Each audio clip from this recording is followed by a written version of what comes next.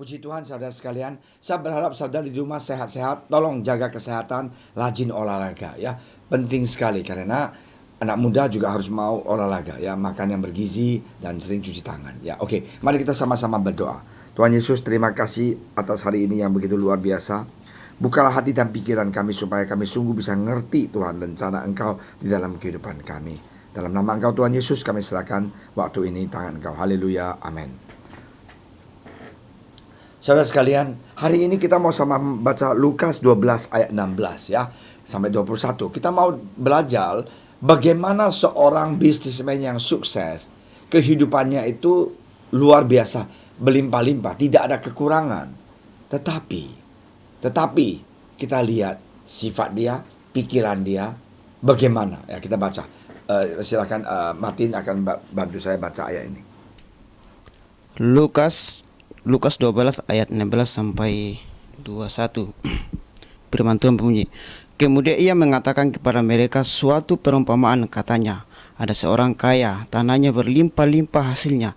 Ia bertanya dalam hatinya, apakah yang harus aku perbuat, sebab aku tidak mempunyai tempat di mana aku dapat menyimpan hasil tanahku.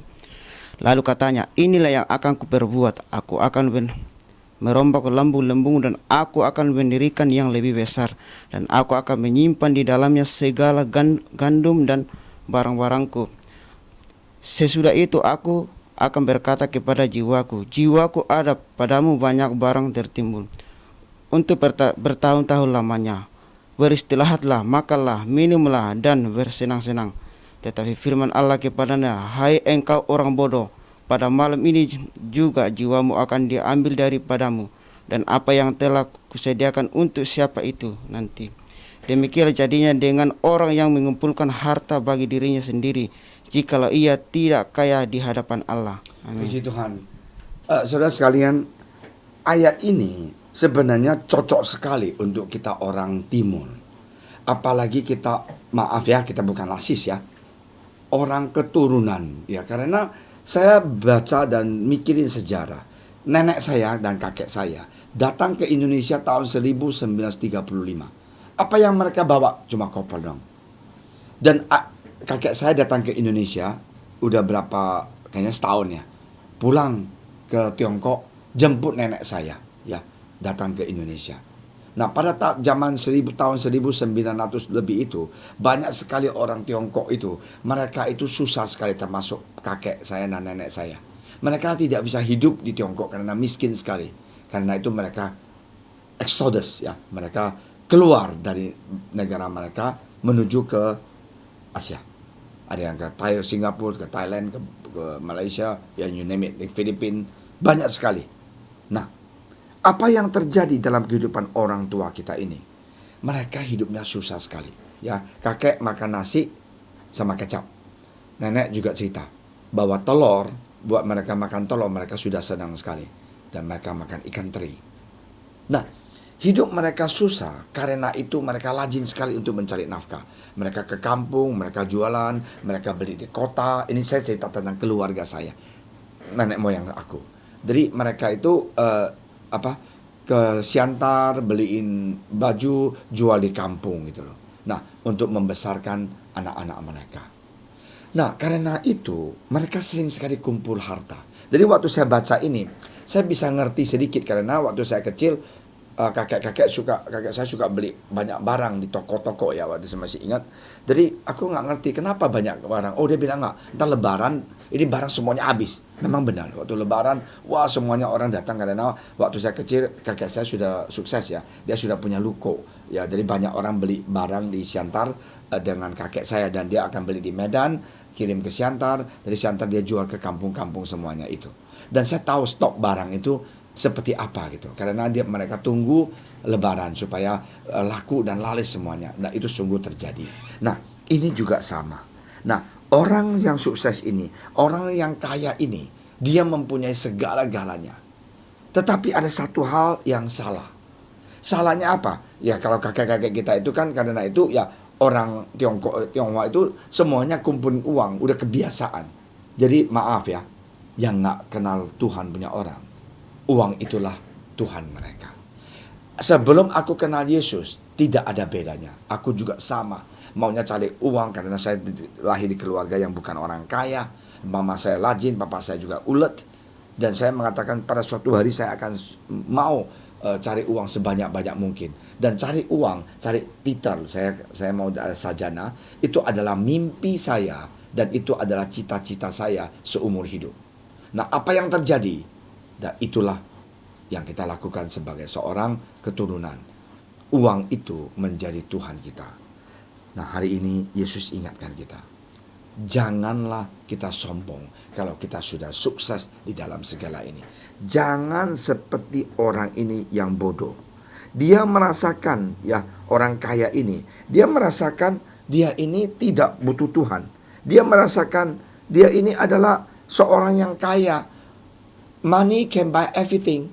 Ya, orang tuh Jongkok bilang, 有钱万事通, ada uang semuanya lancar. Tidak. Kalau sudah kena kanker, lancar apa? Nggak ada yang lancar. Karena itu saudara sekalian, kita mau sadar apa yang kita miliki, kekayaan yang kita miliki di dunia ini. Jangan seperti orang kaya ini. Aku, dan aku. Aku kaya, aku akan membangun gudang, aku akan menghancurkan gudang kecil ini. Semuanya aku. Tidak pernah mikirin yang lain. Marilah hari ini, kita jangan seperti dia. Seandai katanya kita sudah sukses, jangan kita katakan seperti dia, hai jiwaku, tenanglah, kekayaan saya itu cukup 7 turunan. Jangan. Kalau kita sudah sukses, kita sudah kaya, Tuhan, apa yang harus saya lakukan untuk kemuliaan nama Engkau? Saya kenal satu orang, dia seorang pengusaha yang sukses sekali. Dia katakan, Amin Lee, saya punya cita-cita dan istri saya juga setuju. Sebelum saya meninggal, saya mau memberkati 1 juta pendeta. Aduh, saya sudah dengar, saya bingung. Ini orang kaya apa juga ada. Ada rumah di Australia, ada rumah di Jakarta, ada rumah di mana. Tapi dia bilang, aku semuanya sudah gak mau. Aku hanya ingat satu hal. Aku mau menyenangkan Tuhan. Aku mau memberkati. Biarpun kasih 500 ribu ke pendeta juga gak apa-apa. Tapi aku mau melakukan 1 juta orang yang cinta Tuhan, yang pekerjaan Tuhan. Wow, hari ini bedanya orang kaya yang dunia ini dengan bedanya anak Tuhan itu beda sekali. So may God bless you. Jangan kita sombong. Kalau kita sukses jadi manajer, jadi direktur, jangan kita jalannya itu mata kita ke atas. Jangan. Ya, jangan. Nggak ada apa-apanya. COVID-19 ini telah membunuh banyak orang.